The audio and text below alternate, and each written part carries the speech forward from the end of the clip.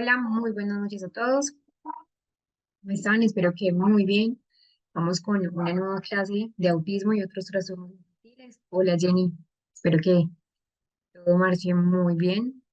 Les voy a compartir las grabaciones que hasta el momento se encuentran en YouTube para que las puedan volver a repasar, volver a trabajar. Es muy importante siempre tener un repaso académico.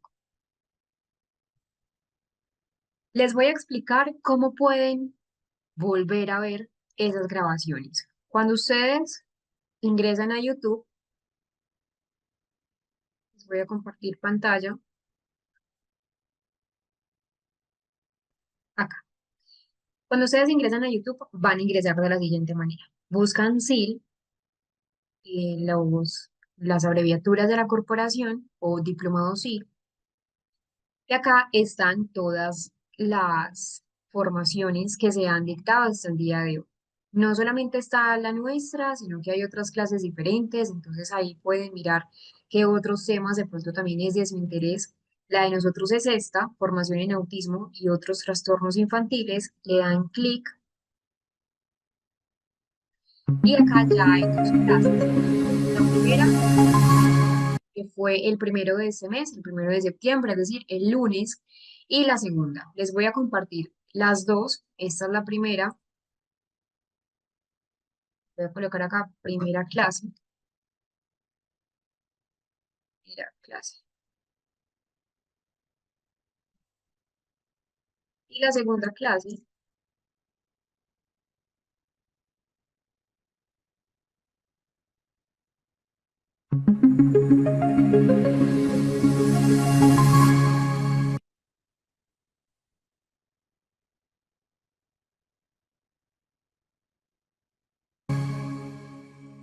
Allí están las dos clases, las dos formaciones que nosotros hemos visto. Quiero preguntar si, bueno, por acá Catherine Calabrán dice que se escucha un poco pasito. Quiero confirmar si de pronto es a nivel general o me están escuchando bien.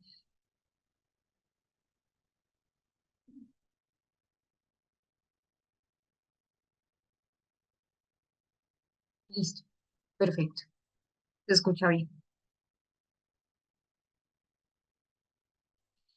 Aprovecho entonces para mencionarles que están acá las dos clases a las que ahora hemos asistido.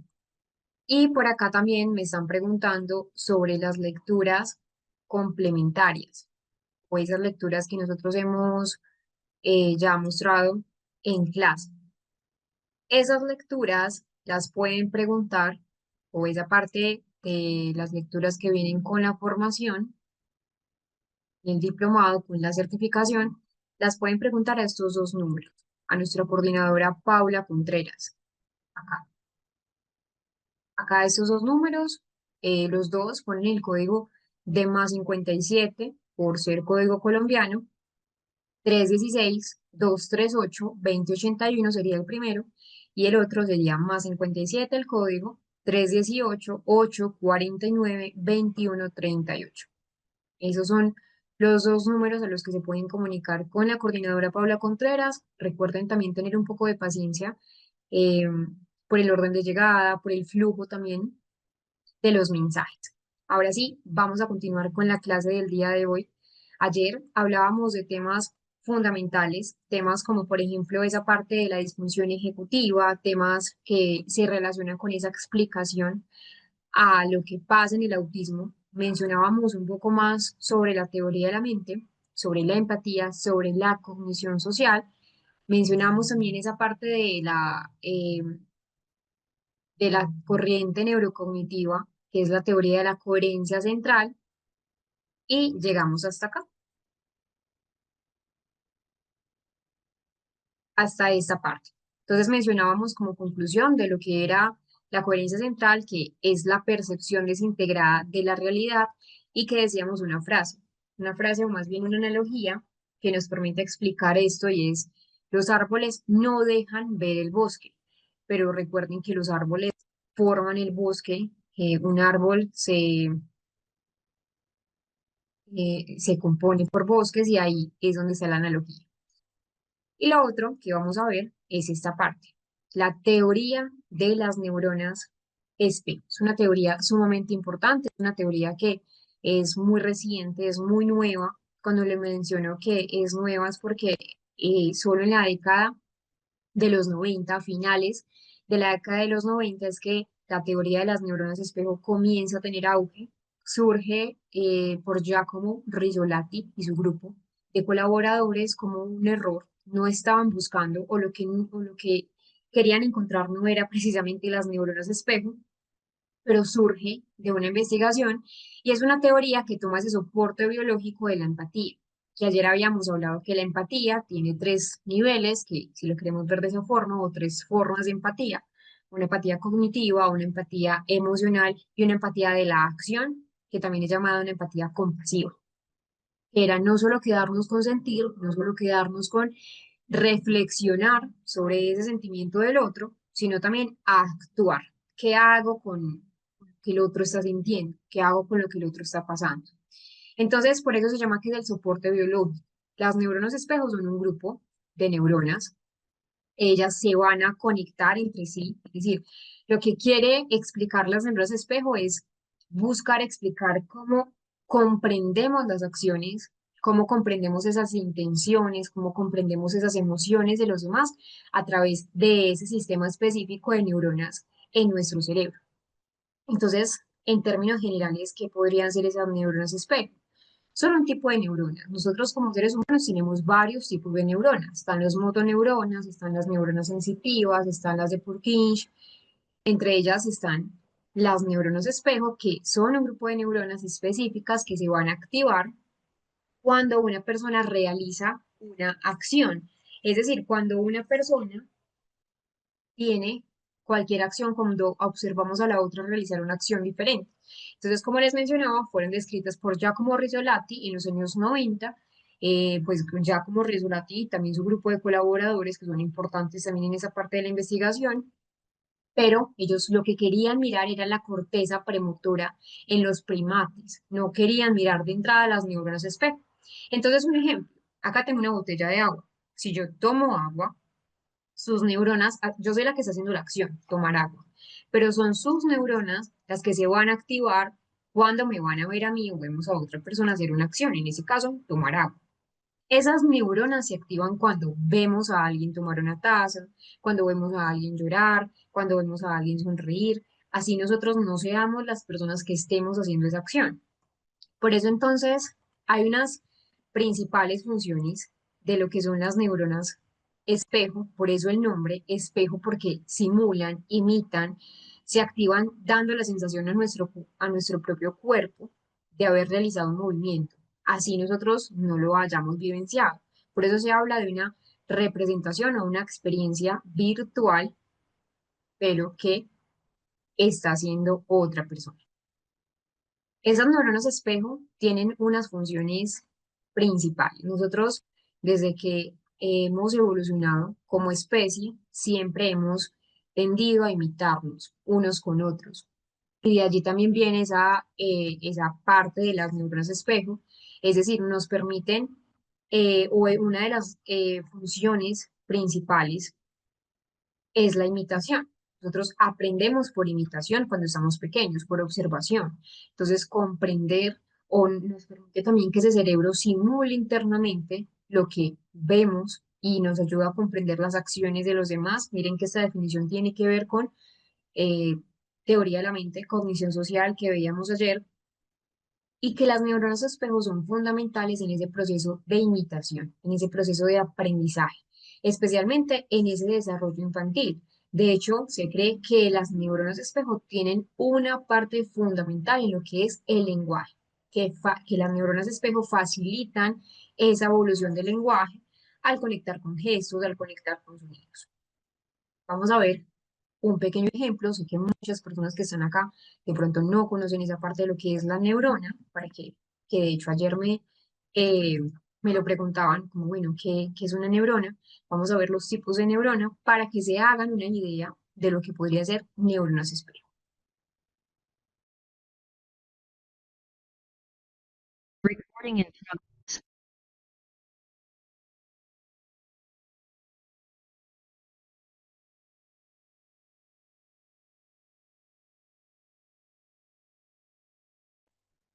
Vimos ahí esa parte de los diferentes tipos de neuronas y hablemos específicamente dónde están, dónde se ubican las neuronas espejo.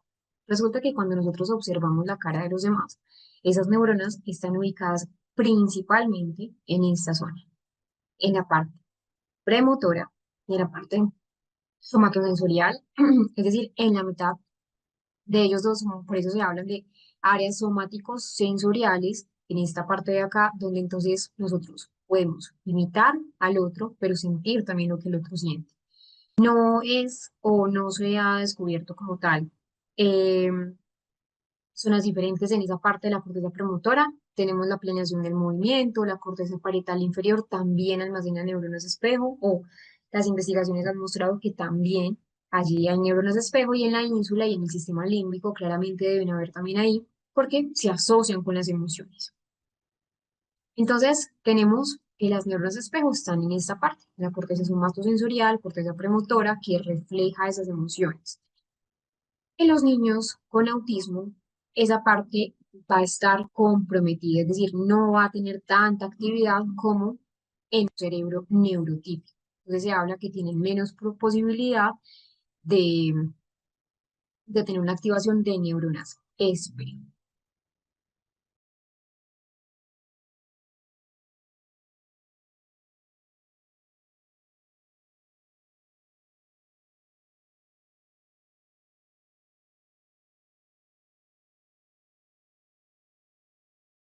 Entonces, esa parte de las neuronas de espejo están en muchas áreas realmente. En el lóbulo parietal, como ya vimos, en esa parte del temporal, y lo que hacen en general es contribuir a que nosotros tengamos un buen proceso de teoría de la mente, un buen proceso de lenguaje, un buen proceso de acción. Vamos con otro tema que es fundamental para comprender un poco más sobre el trastorno del espectro. Ahora vamos a abrir más tarde la caja de preguntas con esas inquietudes que de pronto hayan tenido ustedes relacionadas con esta teoría o las teorías que hayamos visto ya en clases anteriores.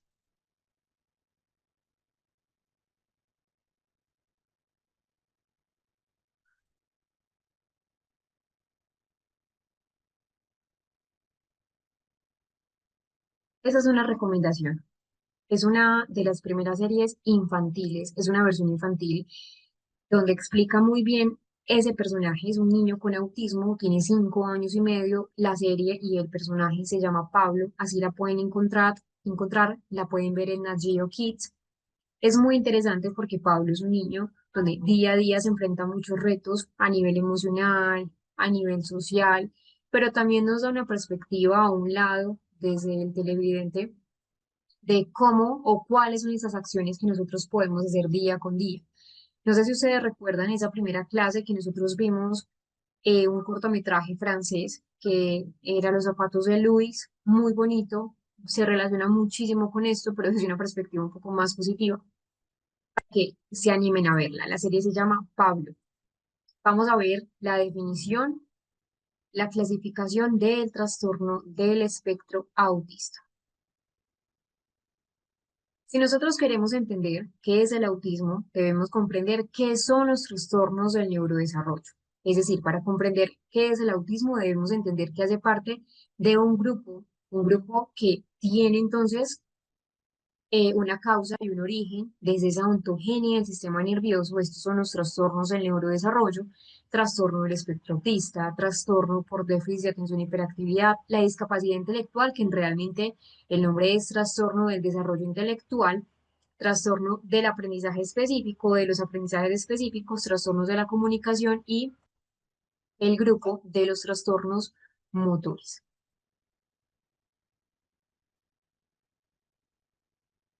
El autismo, entonces, parte de allí. En general, ¿qué es? Aquí me devolví para explicarles esa parte, ¿qué es o qué son los trastornos del neurodesarrollo?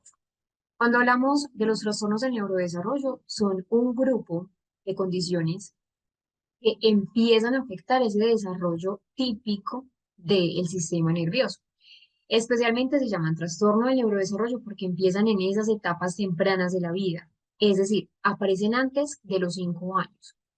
Lo que hacen o lo que generan los trastornos del neurodesarrollo es un impacto significativo en diferentes áreas de la vida cotidiana de la persona. Entonces, afecta funciones como el lenguaje, afecta funciones como la atención, como la cognición, como la, la conducta o el comportamiento, la socialización, la motricidad, por ejemplo, en esa parte de los trastornos motores, y que se van a manifestar desde que el niño está pequeño hasta que empieza a crecer y va a persistir durante toda la vida, porque es una forma en cómo se configura, es decir, esa ontogenia del sistema nervioso. Ojo acá, porque no podemos hablar, y cuando me refiero que van a persistir durante toda la vida, no quiere decir que sean enfermedades. Eso es muy importante diferenciarlo. Es la forma en cómo se configura el sistema nervioso. Aparecen en la infancia, muchas veces antes de los 5 años, aunque no siempre, aunque muchas personas tengan de pronto el trastorno del neurodesarrollo antes de los 5 años, muchas veces son diagnosticados tardíamente, 16 años, 18, 19, 20, 40 años. Tiene una base neurológica, tiene una base neurogenética, que hay alteraciones en ese desarrollo cerebral. De hecho, por ejemplo, en el tema del autismo y el TDAH, comparten una gran carga genética, es decir, muchas personas que dentro de la familia ya tienen un diagnóstico de TDAH, aproximadamente el 80% de probabilidad de que alguien más, especialmente si son hijos de esa primera línea, también puedan desarrollar esa parte del diagnóstico. Y acá están los niveles de gravedad, leve, moderado o severo. Y van a variar mucho entre personas, tanto en el autismo como en otras condiciones del neurodesarrollo. Entonces, por eso es tan importante entender que desde esa infancia necesitan apoyo adecuado, necesitan eh, unas intervenciones idóneas para que puedan tener un avance significativo. Y al fin y al cabo, entre más temprana edad sea el diagnóstico, mejores van a ser esos pronósticos. Requieren evaluación clínica, siempre el diagnóstico debe ser desde el ámbito clínico e intervenciones que sean personalizadas. Entonces aquí es donde entran los terapeutas del lenguaje, los terapeutas ocupacionales, psicología educativa. Vamos a hablar un poco también de esta parte. Me voy a devolver para explicarles de dónde surge, qué pasa con esos trastornos a nivel, pues que los causa. Entonces hay muchos factores. Hay factores genéticos, como les mencionaba, también hay complicaciones prenatales antes del nacimiento y perinatales. Entonces, por ejemplo, ese bajo peso al nacer, si el niño entonces, por ejemplo, estuvo expuesto durante esa vía intrauterina a sustancias tóxicas, la madre de pronto fue consumidora de alguna sustancia o consumidora de alcohol, puede ser también por daño cerebral temprano, por infecciones o un trauma en esa parte importante del neurodesarrollo. Voy a explicar uno por uno el trastorno del espectro autista, me lo voy a pasar porque ese es el tema que vamos a ahondar durante todo el diplomado. Entonces vamos a pasar a lo que es el trastorno por déficit de atención e hiperactividad. De hecho es uno de los diagnósticos más comunes. Entonces, cuando hablamos de trastorno por déficit de atención y hiperactividad, el TDAH, hay una característica importante y es la inatención, la impulsividad y la hiperactividad, que hay varios tipos. Predominantemente inatento, predominantemente impulsivo hiperactivo y predominantemente combinado. Entonces es el típico niño que de pronto tiene dificultad para concentrarse en todos los ámbitos. Eso es muy importante en todos los ámbitos. Y que, como les mencionaba, hay una alta heredabilidad. De hecho, las investigaciones ya han podido mostrar que si un padre de familia tiene el diagnóstico, así sea un diagnóstico tardío, es mucho más probable que su hijo en un 80% también desarrolle el TDAH.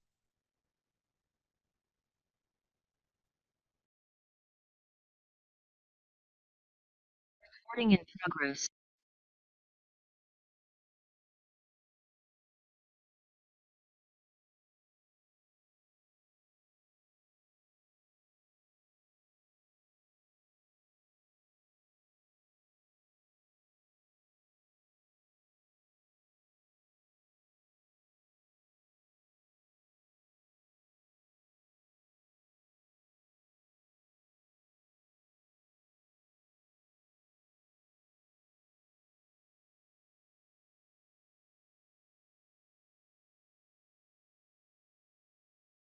Continuamos con esta parte de la discapacidad intelectual, que es el trastorno, el desarrollo intelectual. Es importante entonces que diferenciemos de esa discapacidad en general. Cuando hablamos de la discapacidad intelectual es un término clínico, ¿sí? Es un término clínico legal y que se define como un funcionamiento intelectual que está por debajo de 70, ¿sí? Es decir, dificultades en la conducta adaptativa, dificultades en la parte del coeficiente intelectual en general, pero cuando hablamos de trastorno del desarrollo intelectual, que por las siglas de STE, D, I, es esa forma en que se denomina esa discapacidad intelectual desde pequeño, ¿sí? Es un trastorno del neurodesarrollo, es decir, aparece en esa infancia y afecta la maduración cognitiva a nivel general. Es diferente, por ejemplo, si una persona empieza a tener una discapacidad intelectual secundaria a una epilepsia, tiene que ver con ese desarrollo de la madurez intelectual. Entonces, vamos a tener acá que, primero, pues es una persona que va a tener dificultades o limitaciones en ese funcionamiento intelectual, es decir, resolución de problemas básicos, un aprendizaje académico, un razonamiento, limitaciones también en esa conducta adaptativa. Cuando me refiero a conducta adaptativa, es la persona que logra hacer eh, logra hacer cosas de manera independiente, a amarrarse los zapatos, a anudarse los zapatos, que se logra, por ejemplo, tomar una ingesta de medicamentos, y que hay algo importante, que es diferente como tal entender que la discapacidad intelectual puede ser secundaria a, mientras que ese trastorno del desarrollo intelectual es desde la infancia, desde esa ontogenia del sistema nervioso, es decir, inicia durante el desarrollo, infancia, adolescencia, adultez. Entonces, discapacidad intelectual es un término que se usa a nivel legal, sí, pero cuando hablamos de un trastorno del desarrollo intelectual, hablamos que es un término en el ámbito clínico, pero desde esa parte más infantil. Tenemos otro, y es este, trastornos del aprendizaje específico. ¿Y por qué se habla en plural? Porque se habla de trastornos del aprendizaje específico. Porque nosotros tenemos entonces que hay dificultades que son persistentes en áreas académicas, de diferentes índoles. Entonces, dislexia, discalculia, eh, y disgrafía. Dislexia, entonces, dificultades predominantes en la lectura, discalculia, dificultades en lo lógico matemático, y la disgrafía en esa parte de la escritura. Eh, que es importante entonces diferenciarlo también de una discapacidad intelectual, porque en esos trastornos del aprendizaje específico, las áreas que se van a afectar son específicas en las áreas de lectura, escritura o grafía. No lo podemos confundir con el niño que tiene dificultades a nivel en general, es decir, es un niño que a nivel académico le va bien, pero que tiene dificultades específicas en un área.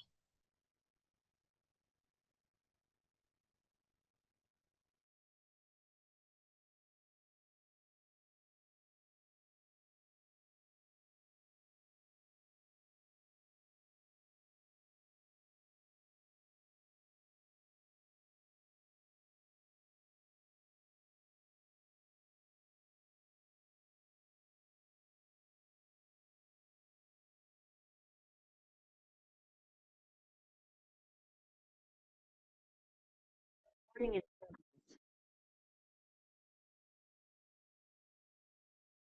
Y los trastornos de la comunicación, que también como tal son un grupo de trastornos. Así como vimos que esos trastornos eh, del aprendizaje son tres, también hay trastornos de la comunicación, que están, entonces, pues hay varios subtipos. El primer subtipo es un trastorno del lenguaje. El segundo subtipo es un trastorno fonológico. El otro es lo que coloquialmente las personas conocen como la tartamudez, es un trastorno de la fluidez verbal. Y otros trastornos que es de la comunicación, un trastorno de la comunicación pragmática, que de hecho lo vamos a ver como un factor diferencial para el autismo. Y también hay otros trastornos motores, que está el trastorno del desarrollo de la coordinación, que es la dispraxia, que muchos lo conocían como dispraxia, ahora se conoce como trastorno de la coordinación motora. Trastornos de los tics, que acá dentro del trastorno de los tics está el síndrome de la Tourette.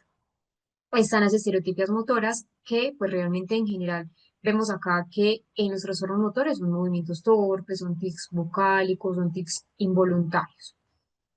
La importancia de la detección temprana es fundamental, es decir, hay una alta comorbilidad entre ellos, por eso entonces requiere una intervención multidisciplinaria. No es enfocarlo entonces solamente en uno de los diagnósticos, no, sino buscar activamente si los diagnósticos se relacionan entre sí, porque hay una alta comorbilidad.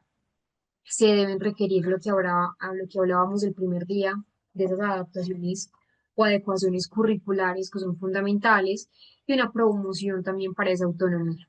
Hablamos entonces que pues no alcanzan muchas veces esos hitos esperados y que por eso requiere una intervención desde temprana edad. Hablemos de la etiología. En cuanto a la etiología de los trastornos del neurodesarrollo, podemos ver causas genéticas, causas ambientales, como complicaciones obstétricas, como infecciones intrauterinas, como el bajo peso al nacer, como los tóxicos, por ejemplo, en ese proceso de embarazo, la prematurez y las alteraciones en las redes neuronales. Entonces, cuando hablamos de etiología, nos referimos a lo que es lo causal, la causa, es decir, esos factores que contribuyen a la aparición. Generalmente el origen es multifactorial. Es decir, intervienen factores genéticos, intervienen factores biológicos, intervienen factores incluso sociales, intervienen factores también ambientales, que al fin y al cabo todos ellos, por eso se habla que es multifactorial, porque todos esos factores que les acabo de mencionar van a confluir, van a interactuar entre sí durante esas etapas críticas del desarrollo cerebral fetal y empieza entonces a desarrollarse un trastorno del neurodesarrollo. Cuando hablamos de factores genéticos, hablamos entonces que son alteraciones en algunos genes que están relacionados con el autismo, genes específicos que están relacionados con el TDAH. De hecho, en el autismo se han encontrado múltiples genes implicados. No se habla de un único gen, eso es muy importante, pero sí que sí, por ejemplo, en el autismo hay una alta carga genética. eh, no quiere decir que el autismo sí o sí sea genético, no. Es que hay una alta carga genética, sí, pero que como sabemos es multifactorial, multicausal. Y que también lo que les mencionaba, hay una alta heredabilidad, hay una alta herencia familiar, que hay un riesgo aumentado si hay ya antecedentes de un padre o de una madre con algún trastorno en neurodesarrollo, pero que también puede darse por mutaciones espontáneas, es decir, por anomalías cromosómicas como lo que son el síndrome de Down, que es, por ejemplo, el X frágil. También hay factores prenatales, que es importante, entonces, infecciones durante el embarazo, como la rubeola, como el citomegalovirus, como el virus del Zika, cuando la madre, por ejemplo, en ese factor prenatal está expuesta a tóxicos, está expuesta a alcohol, a drogas, a plomo, a ciertos teratógenos que al fin y al cabo lo que van a hacer es eh, no ayudar con esa ontogenia en el sistema nervioso. Cuando existe una nutrición deficiente, entonces cuando hay deficiencia de ácido fólico, cuando hay deficiencia de hierro, cuando hay deficiencia de yodo y complicaciones, por ejemplo, como la hipoxia, como la diabetes estacional, como la preeclampsia, que muchas veces está. Y claro, también hay que hablar de la edad materna y la edad paterna avanzada. Cuando tenemos madres gestantes, es decir, que pasen ese umbral típico de embarazo, es decir, que pase de los 35 años, una edad gestacional idónea es de 20 a 35 años, cuando pasan ese umbral, surgen esos riesgos para un trastorno del neurodesarrollo, para alteraciones en general, y que también hay factores perinatales, entonces un parto prematuro, un bajo peso al nacer, si el niño estuvo expuesto de pronto a a una asfixia perinatal, si hay lesiones cerebrales al nacer. En general, para hablar de la etiología y entrar a lo que es el autismo sindrómico y autismo idiopático, la etiología en el autismo es compleja, es multifactorial, más que buscar cuál es de pronto el origen del trastorno del neurodesarrollo en una persona, es buscar cómo poderle ayudar para que pueda de pronto reducir esas barreras que va a tener en el entorno. En la mayoría de los casos no hay una sola causa, sino más bien una combinación de parte genética, de parte ambiental, que alteran ese desarrollo cerebral durante esas etapas claves. Vamos a ver un poco relacionado a esto, ¿qué es la epigenética?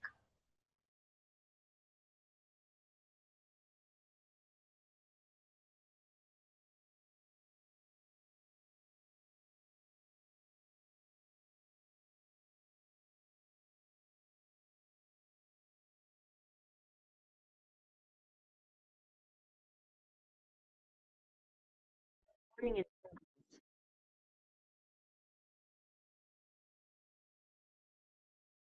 Vamos ahora sí a entender lo que es un autismo idiopático y lo que es un autismo tipo sindrómico. Cuando hablamos de un autismo idiopático, hablamos que del 60% de los casos y el sindrómico baja el porcentaje, hablamos de un 11 a un 37%. Empezamos por el autismo idiopático. Es decir, cuando hablamos de esta distinción de autismo sindrómico y autismo idiopático, es entender que es importante para el diagnóstico que no son los niveles, eso es muy importante, pero que sí, dependiendo de si es un autismo idiopático o si es un autismo más eh, de tipo sindrómico, van a cambiar las intervenciones que se van a realizar con cada persona. El autismo idiopático per se, es decir, la definición como tal, de ahí de hecho viene el término idiopático, es que es una causa conocida, perdón, desconocida, idiopático, desconocido. Y en cuanto al autismo, aparece como una causa que no es identificable a simple vista. No hay una causa como tal, a diferencia de un autismo sindrómico, donde sí. Es decir, no hay una causa ni genética, no hay una causa tampoco neurológica, no encontramos un síndrome asociado a. Y la prevalencia es baja, pero igual también encontramos de un 80 a un 85% en general de los casos de trastorno del espectro autista. Cuando hablamos de esa capacidad para diagnosticar un autismo idiopático, hablamos entonces que solo nos vamos a basar en criterios diagnósticos del DSM y criterios diagnósticos del CIE-11, DSM-5, CIE-11 y las pruebas de confirmación diagnóstica, que sería A22, ADR, porque no hay una medición genética, no hay una medición médica asociada que sea evidente y que las características clínicas van a variar mucho entre una persona u otra. Es decir, acá personas que están en el nivel 1 de autismo, nivel 2 de autismo o nivel 3 de autismo. Pero frente a ese autismo sindrómico,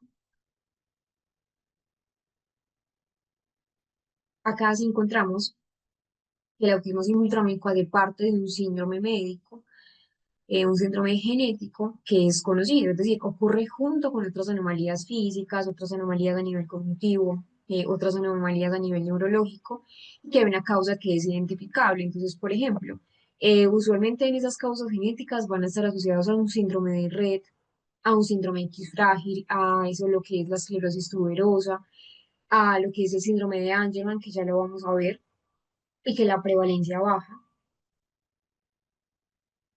frente a lo que es un autismo idiopático. Y las características clínicas es que acá ya si vemos una discapacidad intelectual más frecuente, por ejemplo, en el síndrome de X frágil, hay una discapacidad intelectual, es uno de los síntomas con una discapacidad intelectual hereditaria. Hay rasgos físicos, hay rasgos neurológicos propios del síndrome, no propios del autismo, sino propios del síndrome con el que converge el autismo y que puede haber también otros trastornos neurológicos como epilepsia, malformaciones congénitas. Lo importante es hacer un estudio si hay sospecha de un autismo sindrómico, poder hacer entonces pruebas genéticas u otros estudios médicos para realmente saber a qué estamos apuntando. ¿Cómo se diferencia en la práctica clínica? Recuerden que es muy importante porque en el sindrómico, además de abordar el autismo, también vamos a trabajar esa condición médica y esa condición genética subyacente al autismo. Y en la práctica clínica, la idea o la única forma de poder identificar si es un autismo sindrómico es con una evaluación genética y una evaluación a nivel neurológico. Entonces, si ya de antemano se sospecha que hay un autismo sindrómico, ya se recomienda que se puedan realizar estudios genéticos puntuales como los microarrays, como las secuencias de los axomas, para mirar realmente si hay un autismo sindrómico. que de hecho hay unos signos de alarma. Entonces, si hay un retraso global del desarrollo, si hay rasgos ya dismórficos o físicos que son inusuales y que el resto de las personas con autismo no tiene, si hay convulsiones, si hay una historia familiar de enfermedades genéticas. ¿Y por qué les digo esto, lo de los rasgos? Porque el autismo no tiene rasgos físicos. Eso es muy importante tenerlo presente. Es decir, si hablamos de un autismo idiopático que no tiene una causa conocida, que eh, puede ser multicausal, no hay unos rasgos faciales que sean identificables. Eso es muy importante tenerlo presente porque también llega desde ese tema del componente de lo que son los mitos que hay en general, esos mitos que también muchas personas tienen, como no, es que las personas con autismo tienen rasgos físicos. No, en el autismo no hay rasgos físicos, a no ser que, como les digo, estén relacionados con ese autismo de tipo síndrome. Ya abrí la caja de preguntas para que podamos resolver algunas inquietudes que ustedes tengan. Por acá aprovecho,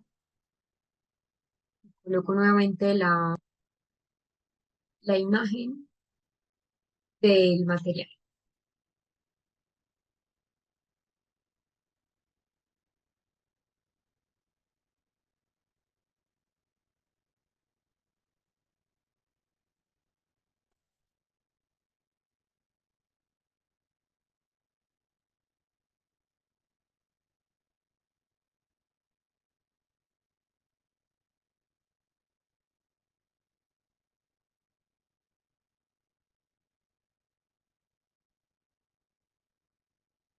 Bueno, por acá una pregunta nos dice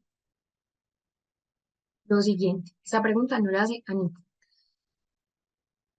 Eh, ¿Me puedes decir cuál es el rol específico del psicólogo en cuanto a los trastornos del neurodesarrollo? Sí. Cuando hablamos, por ejemplo, desde neuropsicología, que es ya la maestría, ahí es evaluar, por ejemplo, NEPSI, A22, con certificaciones, eso es muy importante, ADR, eh, para identificar ese perfil de fortalezas y ese perfil de debilidades a nivel cognitivo, a nivel emocional, que también es importante, a nivel conductual, y también una intervención a nivel psicológico. ¿Por qué? Porque resulta que cuando nosotros hablamos de trastornos del neurodesarrollo, específicamente cuando los niños ya van entrando de pronto en una edad un poco más avanzada, 12 años, 13, 16 años o en la adultez, porque recuerden que persiste durante toda su vida, el ámbito de manejar esa diferencia conductual, de manejar esa parte, incluso en la forma en cómo procesan las emociones, esas habilidades sociales, esa autonomía, esas estrategias de pronto de afrontamiento, se ven limitadas, incluso causando ciertas asociaciones con depresión, con ansiedad. De hecho, pues en cuanto a los trastornos de neurodesarrollo, es muy factible que pues muchos concomiten también con un tema de ansiedad, de depresión, y no solamente esto, sino también en el tema escolar, brindar esa orientación, brindar esa psicoeducación, sobre todo no solamente para las personas con neurodesarrollo, sino también para las familias, para que puedan comprender qué es el trastorno, para desmitificar mucha información que hay alrededor de también ese acompañamiento pues, emocional que les menciono. El psicólogo en general se traduce en ese apoyo como tal de esos hallazgos que son clínicos, esa parte del soporte emocional, estrategias para que esa persona pueda tener mejor adaptación, para que el entorno tampoco sea de pronto un entorno lleno de juicios o de prejuicios. Jenny nos pregunta, profe, consulta, ¿se puede confundir el TDA con TEA? Sí, se los voy a explicar a la entrada del descanso.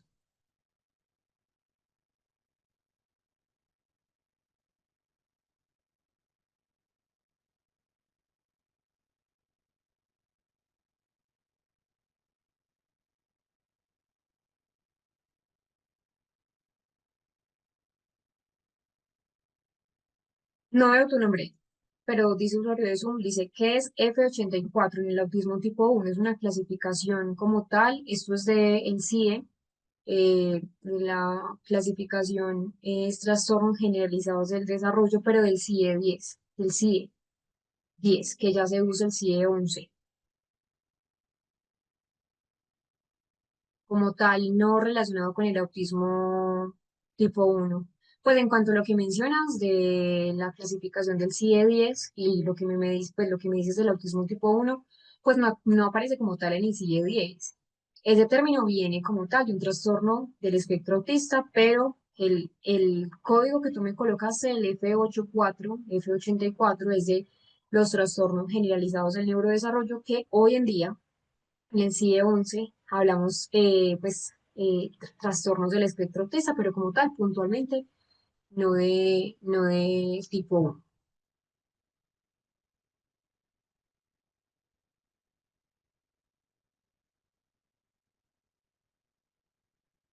Bueno, por acá una pregunta de lo que estábamos viendo ahora. Nos la hace Daniela. La discapacidad intelectual y trastorno del desarrollo intelectual hacen referencia a lo mismo, solo que en el primer término se utiliza en el ámbito legal y el segundo en términos clínicos. ¿Es así o cuál sería la diferencia? No me quedó claro.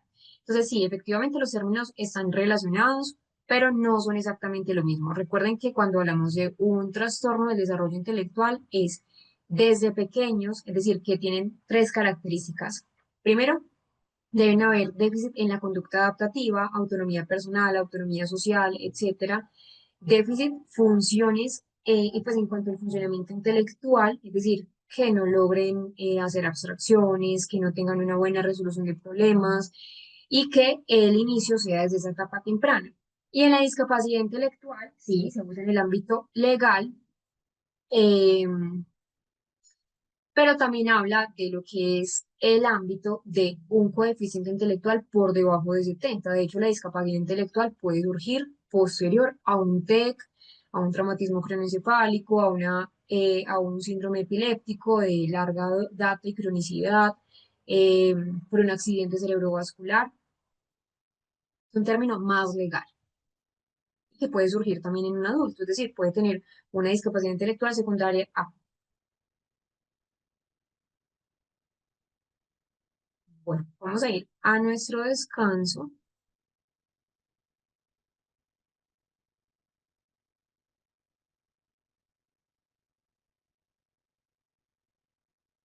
y regresamos.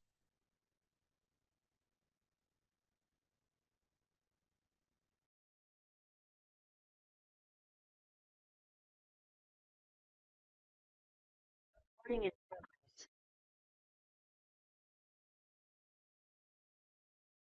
Teniendo en cuenta ese aspecto, entonces, de lo que es un autismo sindrómico, lo que es un autismo idiopático, vamos a hablar de las clases o los tipos o subtipos de lo que son autismos sindrómicos.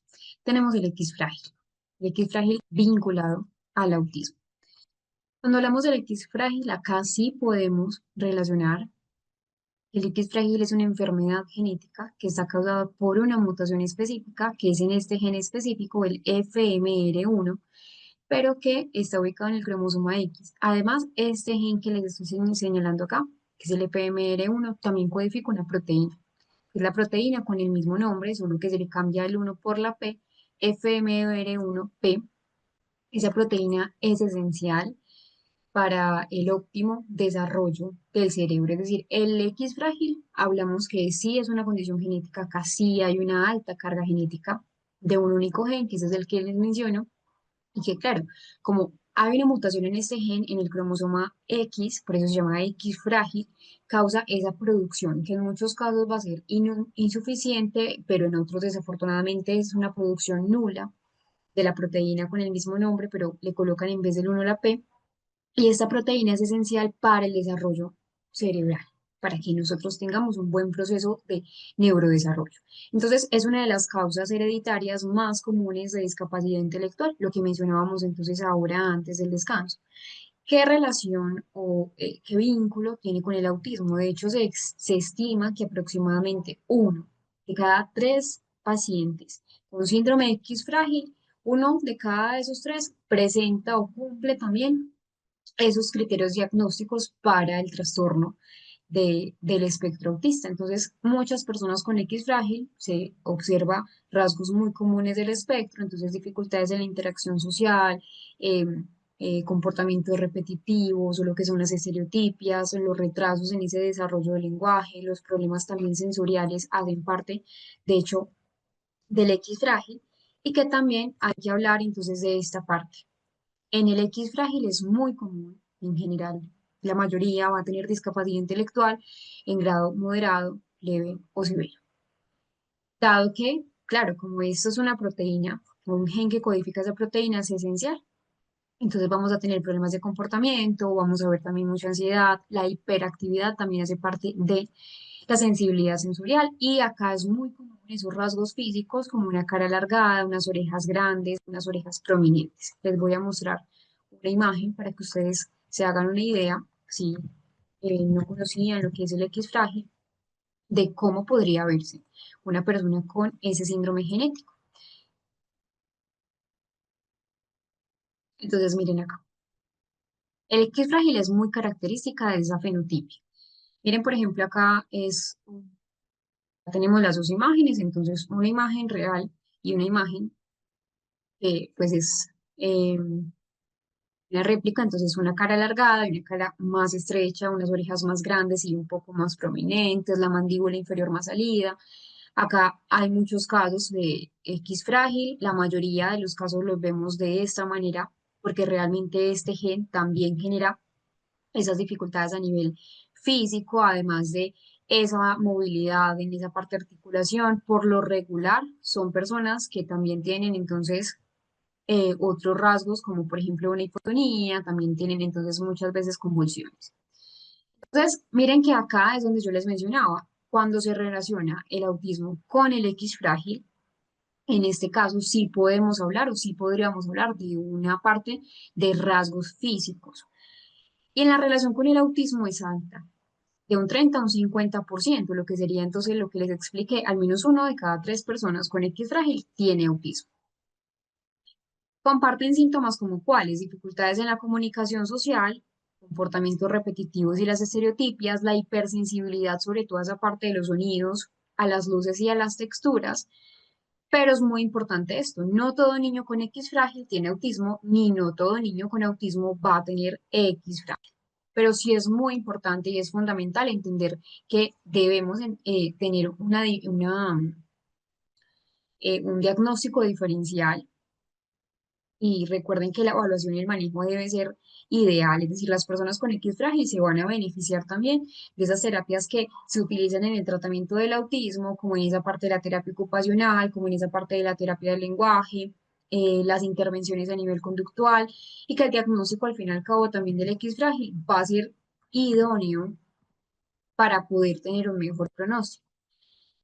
Eh, Acá entonces la parte de la discapacidad intelectual, de lo que les mencionaba de los antecedentes familiares y el tratamiento, aquí sí se puede hablar de tratamiento. No hay cura, pero se manejan síntomas con. ¿Por qué no hay cura? Porque sí se considera una enfermedad. Terapias de lenguaje, terapia ocupacional, terapia conductual, un apoyo escolar, nunca se les debe negar ese acceso a la educación, una educación de calidad y en algunos casos una medicación, sobre todo por esa hipercinesia y la hiperactividad. Vamos a ver un caso.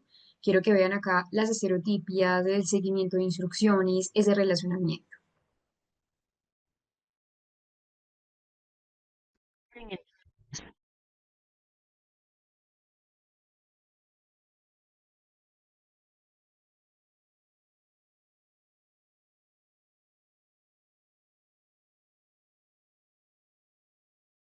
Tenemos también otro tipo de autismo sindrómico, que es el síndrome de Angelman o Angelman, como otros también le suelen pronunciar, y ese vínculo o esa relación con el autismo. Les dejo acá este enlace que pueden consultar, los va a llevar un video, el video está en inglés, pero a pesar del idioma, de pronto si no saben el inglés, ahí puede salir incluso la traducción para que puedan mirar cómo es ese desorden a nivel genético. Incluso acá, si le dan clic, nos lleva a la página. Se las voy a compartir, de hecho, de una vez. Y aquí está el video, ahí pueden como tal ver eh, ¿Sí? Bueno, aquí incluso también, aquí porque no me metí dentro de del ámbito, pero se los voy a dejar con el usuario también en el material de estudio. Se los voy a dejar acá, le dan clic y saben que el usuario está allí también en el material.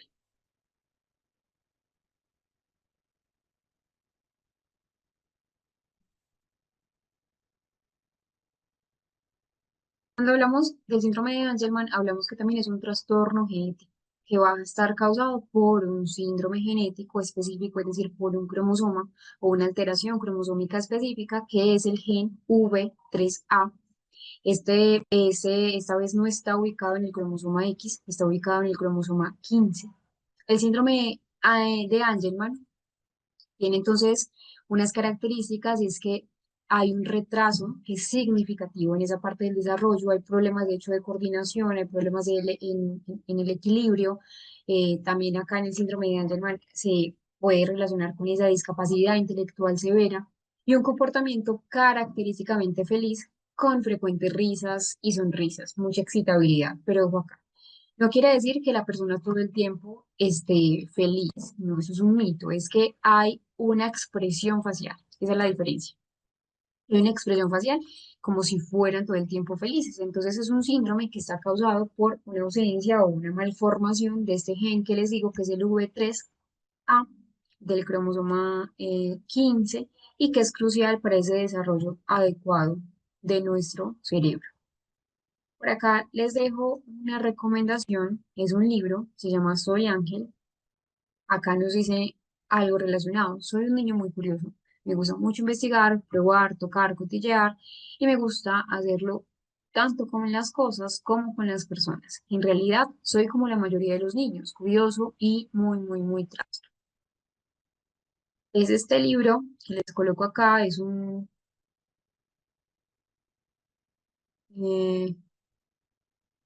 es un libro muy corto, acá están los dos autores, muy interesante, sobre lo que es esa perspectiva de un niño con síndrome de Angelman. Hay unas principales características en ese síndrome de Angelman y van a ser, primero, hay un retraso severo en ese proceso de neurodesarrollo, es decir, los niños afectados con síndrome de Angelman no van a alcanzar esos hitos idóneos para el proceso de neurodesarrollo, entonces no se desarrollan a la misma velocidad que el resto de sus compañeros, que el resto de los niños. También que les mencionemos que hay dificultades a nivel motor, entonces hay problemas como la ataxia o problemas de equilibrio, problemas de coordinación, lo que al fin y al cabo también afecta esa capacidad para caminar, para moverse de manera fluida, independiente. Muchos de ellos necesitan eh, de aparatos asistenciales, muletas, sillas de ruedas para poder, entonces, poder desenvolverse y poder llevar su cuerpo de un lugar a otro. También las personas eh, empiezan a tener dificultades en ese lenguaje, es decir, tienen un lenguaje muy limitado. Sí se comunican, que lenguaje y comunicación van de la mano, pero son diferentes, pero no son tan fluidos. Tienen dificultades allí y que hay problemas también neurológicos. De hecho, las convulsiones hacen parte de la vida cotidiana de un niño con síndrome o un niño, una niña con síndrome de Angelman. También hay hipotonía, que es el bajo tono muscular, sobre todo en esa parte de la primera infancia, las convulsiones que ya les mencioné, hay alteraciones en el sueño. eh, Hay algo muy característico también en el síndrome de Angelman y son esos comportamientos repetitivos, estereotipados también, balancearse, aplaudir.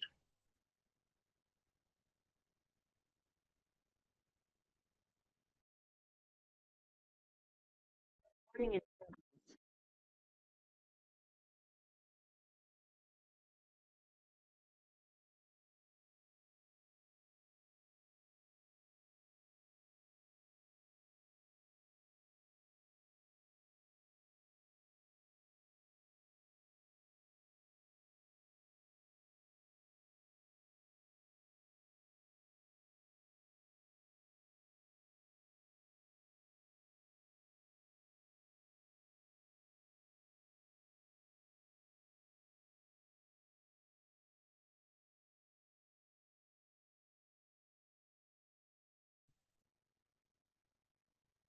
Cuando hablamos entonces del síndrome de Angelman, antes de pasar a esta parte de la vacuna, de la triple viral, que de hecho tienen que ver con muchos mitos, eh, el diagnóstico siempre del síndrome de Angelman va a ser pruebas genéticas, ¿sí? Porque es un cromosoma y estamos hablando de un gen, entonces la idea es que sea diagnosticado solamente a través de pruebas genéticas. Hablemos de esto, de la vacuna, de la triple viral. Resulta que un estudio, desde que ustedes ven acá, les voy a acercar este. Ese estudio fue publicado y pues empezó a generar mucha controversia. Fue publicado en 1998 en una revista, de hecho, científica de reconocimiento de renombre, donde un médico, Andrew, mencionaba entonces que había una relación causal entre el autismo y la vacuna triple viral, que lo que hace es inmunizar contra el sarampión, contra las paperas, contra la rubeola, y que había una relación con el autismo. Entonces, más tarde se descubrió que realmente ese estudio ni siquiera tenía buenas bases investigativas, que era un estudio completamente fraudulento y que era una muestra poblacional muy pequeña. Cuando me refiero a una muestra poblacional en investigación, debe ser una muestra considerable, pero una muestra pequeña de 12 niños y donde se dieron muchos conflictos de interés, sobre todo de tipo financiero, manipulación de datos. Apenas eso se publicó en 1998, pero solamente hasta el 2010 fue que pudieron quitar ese artículo de la revista científica, pero pues desafortunadamente ya habían causado mucho revuelo. Pues de 1998 a 2010 siempre hay muchos años, entonces muchas personas pudieron tener acceso a esta lectura. Entonces, claro, esto empezó a, a tener auge, sobre todo en un tiempo donde estaba de moda o estaba en auge lo que era el Internet. Esto causó el miedo a los papás, a los padres de familia, porque había una relación entre el tema de la edad en que se colocaban las vacunas y el tema de la aparición de los primeros síntomas o cuando se hacían más visibles esos síntomas relacionados con el autismo. Entonces, el autismo suele manifestarse entre los 18 y los 2 años y que pues realmente esa es la época en que se administran varias vacunas. Eso llevó a que muchos papás, muchos padres de familia, pues hicieron una una falsa asociación temporal, pensando que la vacuna, entre comillas, causaba el autismo, cuando sabemos que el autismo es una condición muy compleja y que no tiene que ver con las vacunas. Entonces empezó a generar desconfianza. Muchas personas ya empezaron a desconfiar de las casas farmacéuticas, de ese sistema de salud, de lo que son los gobiernos y alimentó un poco más lo que son esas teorías conspirativas. Eh, Afortunadamente, pues ya existen numerosos científicos y muy rigurosos que empiezan a mostrar que no hay una relación causal entre las vacunas y el trastorno del espectro autista. De hecho, acá les dejo todos de ellos en el material de estudio, también pueden encontrar otros, pero entonces en general también está de poder de las redes sociales. Las redes sociales que lo hablábamos ayer, de hecho, de tener cuidado que vemos en redes sociales. Las redes sociales han amplificado desafortunadamente esa difusión de información, pero que es errónea. Muchos mensajes de pronto cargados de emoción, especialmente emoción, que genera al fin y al cabo miedo. Entonces, las vacunas causan, no, pues no causan autismo para nada. Eso es completamente falso, científicamente falso por el estudio que les mostré, pero sigue siendo hoy en día, a pesar de que ya hay pues muestras de que no hay una relación, sigue siendo una controversia. Entonces el estudio es fraudulento, empezó a iniciar ese miedo, empezó de pronto a buscar también esas explicaciones para sencillas de un trastorno complejo y un miedo genuino en los padres de familia, quienes entonces preocupados por saber un poco sobre el origen de pronto de las vacunas, eh, empezó a generar esa bola de nieve. Recording in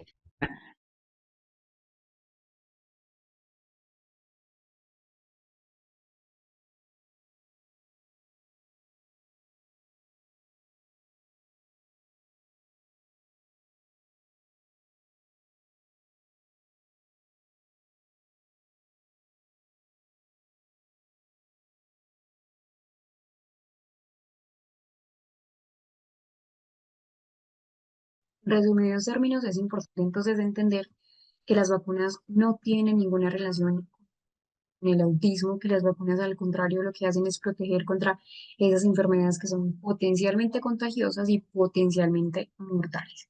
Y que al fin y al cabo también están sometidas a lo que es el rigor de la OMS y pues esa parte de la CDC, que es ese control y prevención para las enfermedades.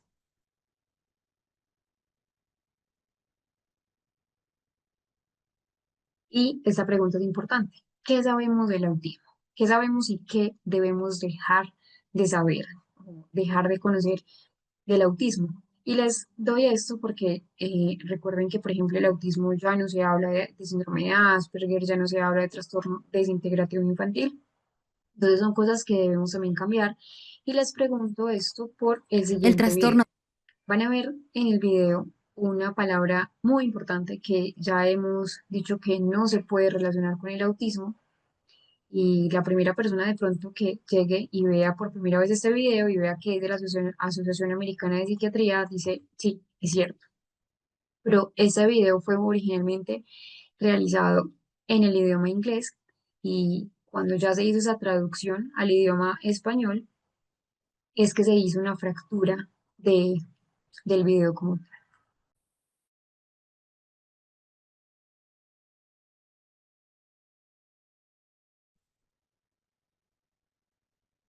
Ese video entonces es fundamental porque una persona por primera vez, como les menciono, ve ese video de pronto en medio del desconocimiento de lo que es el autismo, quizás es una persona que apenas fue diagnosticada con autismo o es madre o padre de una persona con autismo y se topa por primera vez con el video donde dice una enfermedad y llega entonces a confundirse.